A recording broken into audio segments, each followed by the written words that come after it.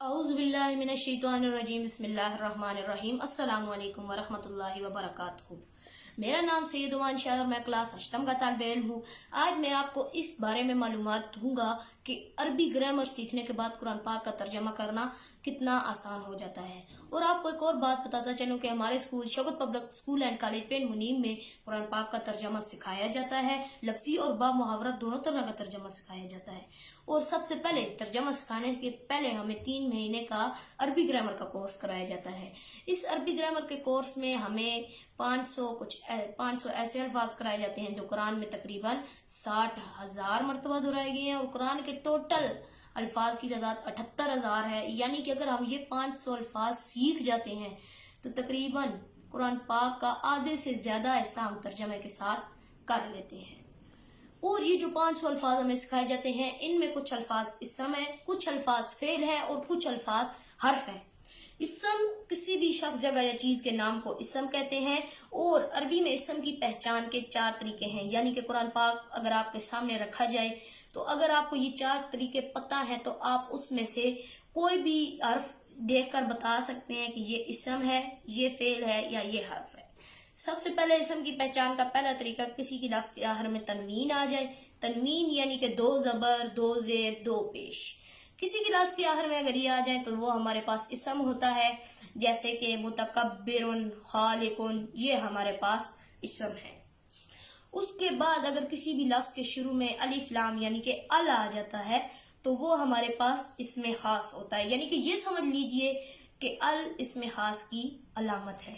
जैसे कि अल खालिकु, अल बारियु, अल मुतकब्बिरु, अल आदिलु, अल हकीमु, ये सारे अल्लाह ताला के नाम हैं और इनके शुरू में अल इस्तेमाल हुआ है, इसलिए ये खास हैं। और एक और तरीका कि कोई भी लफ्ज आप देखते हैं उसके आखिर में वाव नून या नून आ जाए तो वो हमारे पास इसम है। और इसम को जमा बनाने का भी यही तरीका है कि आप किसी भी लफ्ज के आखिर में अगर वाव नून या नून का इजाफा करते हैं तो वो जमा बन जाएगा। उसके बाद एक और तरीका है कि किसी भी लफ्ज के आखिर में अगर गोल ता आ जाए तो वो हमारे पास मुज़क्कर इसम है।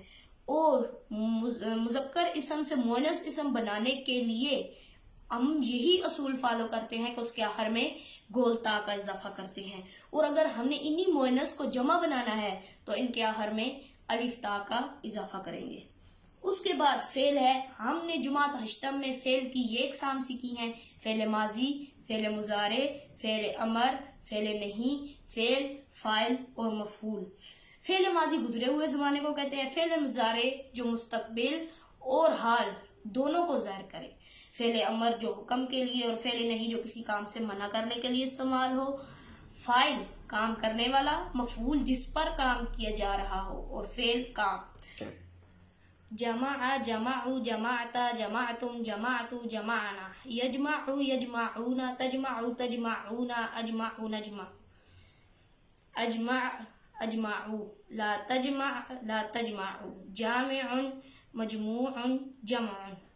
जैसा कि आपने देखा कि मैंने जमा का टेबल गिरदानों के साथ पढ़ा है और इसमें आपने देखा होगा कि मैं हाथ से इशारे कर रहा था, आंखों से देख रहा था, कानों से सुन रहा था और दिल से कर रहा था। यही मेथड टोटल फिजिकल इंटरेक्शन यानी कि TPI कहलाता है।